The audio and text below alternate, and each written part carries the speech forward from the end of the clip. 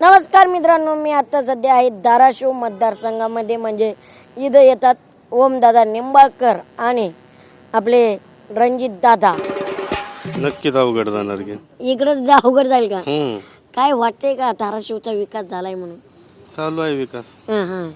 पण काय 140 कोटीचा निधी माघारी गेलाय म्हणताय, जनता आरोप करते. काय खरंय काय? जनता किती पण बोंबलली तरी काय, ज्यांनी महागारी घातलाय किंवा ज्यांनी आणलाय, कुणी आणलाय कुणी महागारी घातलाय हेच माहित नाही कुणाला.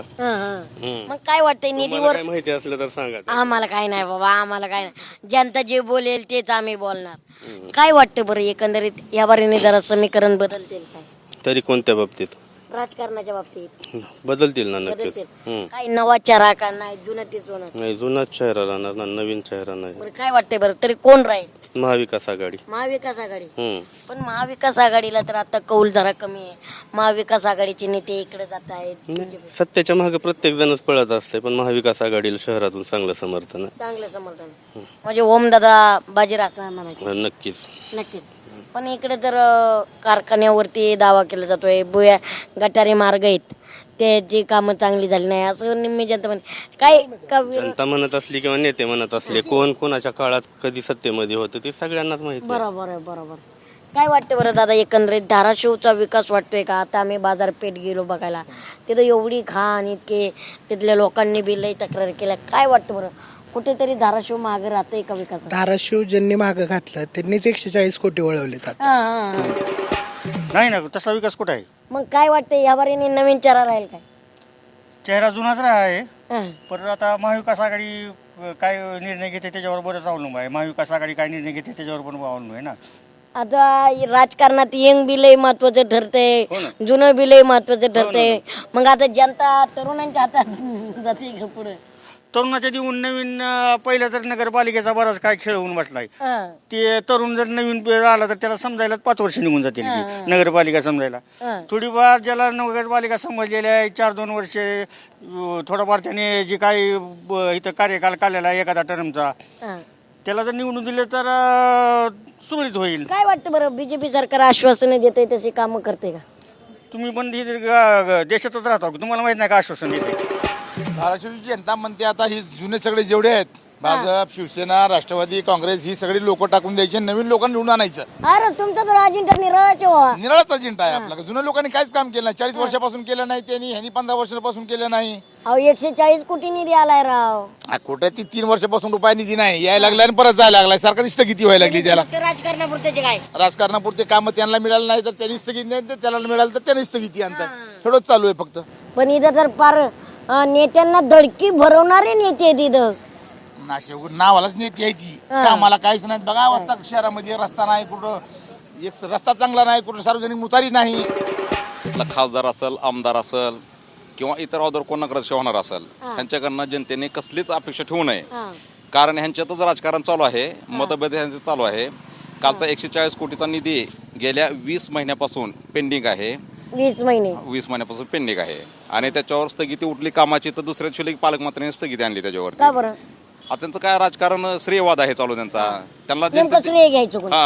हा नेमकं जनतेने मारायला काही श्रेय करा. जनतेने मारायचं, खड्ड्यामध्ये पडायचं, त्यांना देणं घेणं नाही या लोकप्रतिनिधीला. पण यांना श्रेय पाहिजे. हा श्रेय पाहिजे. कुठल्या याला काय निस्ता घोषणाबाजी आहे. हा. हा फक्त तोंडाला 300 पानं कोटी पुसायचे. मंजूर केलेत राव. 300 कोटी मंजूर केले असेल त्यांच्यासाठी केलं असेल, शेतकऱ्यासाठी काय? आज पुरानं एवढं संपूर्ण शेती क्षेत्र नुकसान गेलं. नदीच्या पूर्ण प्लॉटच्या प्लॉट गेले. काय का हातात काय? नदीचं नुकसान झालं आणि बाकीच्या क्षेत्राला सगळं नुकसान त्यांनी लाटून काय घेतलं. होतं बरं पीक? सोयाबीन होतं. सोयाबीन जवळ माझं 15 एकर होतं. त्यातलं पुरामध्ये 7 एकर सोयाबीन नेस्तानबूत झालं. जमीन खरडून गेली. जमीन खरडून गेली. हा ते किती 10 गुंठ्याचं. 10 गुंठ्याचं किती देणार आहे ते?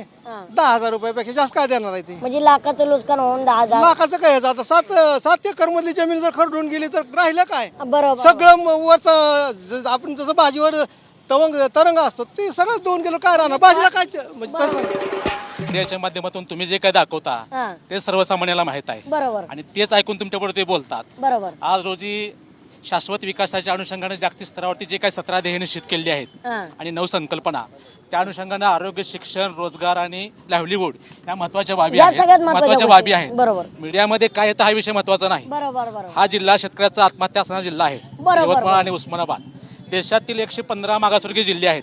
बरोबर. त्याच्यापैकी राज्यामधले 4 आहेत. त्याच्यामध्ये आमचा एक तुळजाभवानीचा धाराशिव जिल्हा, ज्याचा जुना उस्मानाबाद आहे. या जिल्ह्याला या मागासलेपर्यंत बाहेर काढण्याकरता कुठेही सामूहिक प्रयत्न कुठल्याच पक्षाकडून केले जात नाहीत. ही दुःखाची बाब आहे. बरोबर. टाटा सामाजिक विज्ञान संस्था ही देशामधली पहिली संस्था आहे समाजकार्यामध्ये काम करणारी, आणि त्याचं ग्रामीण भागातलं पहिलं महाविद्यालय आमच्या तुळजापूर शहरामध्ये आहे. लयच वास येतोय इथं. काय वास येतोय रे, कसा वास येतोय, आम्ही असल्यावर बसताव. काही बाजारपेठेत बघतायत का नाही इथले नाही नेते? काय बघत नाही तर नेते कोणी येत नाही ते बघतो की घाण आधी बघ घाण किती आहे. घाण ना इथंच बसायचं का? इथंच बसायचं, जागा नसती काय करायचंय. 10 रुपयाची चिठी फाडायची आणि बसायचं. कमिटी 10 रुपये. 10 रुपये. कुठून येत आहे? शकापूरून. शिकापूर. शकापूर. काही विकतय का? कुठलं इकत नाही, कवा तरी गिरायक येतय. काय म्हणतात लोक? काय म्हणते ती, कोण घेतय कोण नाही. लाडकी बहीण आहे का? नाही की, मला तर पगार बी नाही, लाडकी बहीण बी नाही. मतदान आहे का? मतदान आहे की. मतदान आहे. होय. लाडकी बहीण नाही. नाही. काय तुम्ही सरकारची लाडकी बहीण नाही का? नाही. खरंच आजचे दिन आलेत का बाबा? आजचे दिन आलेत नाही की नाही.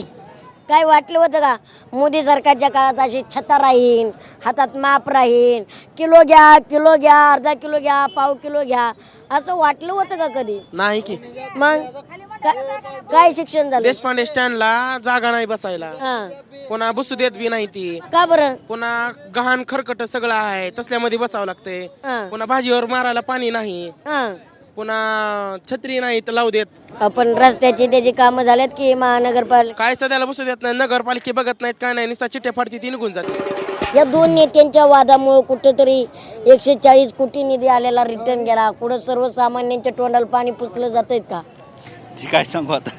पण काय वाटतंय बरं, अशी बाजारपेठ अख्ख्या महाराष्ट्रात कुठं असेल का? धाराशिव लय घाण आहे, लय घाण आहे. लय घाण आहे. बाजार करू वाटत नाही. म्हणजे बाजार करताना तुला लाज वाटते? वास येतोय. काय वाटतंय का शेतकऱ्यांच्या हातात कायम नैराश्य येतंय का? ते तर आहेच, शेतकऱ्यांना नैराश्यच आहे. मला सांगा, एवढा पाऊस पडला मोठ्या प्रमाणात, सरकारने निधी जाहीर केला, खरंच आलाय का निधी? अजून तर नाही काय आलेला, हा. नाही अजून आलेला. काही तरुणांना सरकार म्हणलं होतं आजचे दिन आणू, खरंच वाटतंय का आजचे दिन आले? नाही काय एवढं म्हणावं असं नाही. काय म्हणते लाडकी बहीण? लाडकी बहीण चांगली आहे की. काय राव, तुम्हाला माल विकताना त्रास होतो का या दोईचा त्याचा? होतय की. हा. मग काय इकडे नेत्यांचं लक्ष आहे का नाही? नाही की. नाही. नाही की. काय बघत आहेत का नाही इकडे? नाही ती बघा ना, ती काही मार्केटला कशाला बघते ती. काय कचरा ते ह्याच्यावर कचरा बघताय. आहे, बाथरूमची सोय नाही, पाण्याची सोय नाही, रस्त्याची सोय नाही. हा. आणि एवढे निधी 140 कोटी मंजूर झालाय की राव.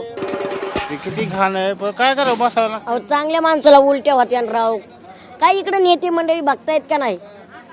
काय चिठ्ठी पावती फाडतात जातात निघून. कमिटी, अहो कमिटी घेणाऱ्याला थोडं तरी वाटतं का नाही की कमिटी नाही, नगर परिषदचा माणूस नगर परिषद, अहो त्यांना दिसतं का नाही हो कचरा वगैरे? सांगा त्याने म्हणते आम्ही काय करावं. काय राव, इतकी घाण आहे पुढं, मी बघून आलो, उलट्या व्हायला लागल्या. तसं काय हा. काही धंद्यावर परिणाम होतोय का या घाणीमुळे? काही लोक घेत आहेत का हो? काय लोक घेतात काय घेत नाही ते, हा हा. काय करावं मग आता? काय म्हणतात लोक घेणारे?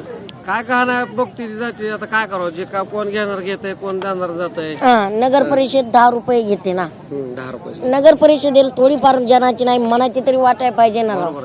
हा. तुम्ही देतातच कसं? इथं राणा दादा आहे, ओम दादा आहे, ते काय नेते बघतायत का नाही? इकडं कोण फिरकलेलं सोय नाही अजून, मंडई कशी आहे, बाजार कुठं भरायला आहे. मला सांगा, एक खाली देशपांडे टॅनला तर रोडवर लोक बसले, बाजार सगळा वर मोकळा आहे, तरी कोण बघायला नाही. वाटतं का नगर परिषद ना महानगरपालिका इकडे बघते म्हणून? आता यंदा निवडणुका लागल्या, पुढे काय होईल तरी बदल. हा. काय वाटतंय का नवीन उमेदवार कोणतरी यानं गरजेचं आहे? आताच काय सांगता येणार नाही निश्चितपणे. पण मला सांगा, लाडक्या बहिणीमुळे लाडका दाजी सुखी राहतोय का आज? ज्याला मिळते ते थोडेफार सुखी आहेत ना. हा. पण सरकारमध्ये आम्ही सर्वसामान्यांचं सरकार आहे, खरंच आहे का हो सर्वसामान्यांचं? तसं म्हटलं तर आहे, तसं म्हटलं तर नाही. बरं तुम्ही काय करता? मी रिटायर्ड शिक्षक आहे. बरं शिक्षक आहे. काय वाटतं बरं, एकंदरीत मोदी सरकार म्हणलं होतं का आजचे दिन आणू, आजचे दिन आणू, आलेत का हो बरं? खरं तर महाराष्ट्रात तर मोदी सरकार नाही ना. हे तुम्हाला माहित पाहिजे. बरोबर आहे. नाही नाही, महाराष्ट्रात ठीक आहे ना, पण फडणवीस साहेब आहेत ते घोषणा करतायत, पण येत आहे का खरंच? घोषणांचा फायदा होतोय का? लोकसंख्या वाढते, गरजा वाढलीत हां बरोबर आणि त्यामुळं थोडी महागाई बी वाढणारच आहे. बरोबर आहे, गरजा वाढल्यात, पण अशी बाजारपेठ कुठं वाटते का महाराष्ट्रात? असेल इकडं घाण इकडं घाण, पुढं वादत राहते का अशी बाजारपेठ? आहे थोडीफार घाण राहणारच आहे.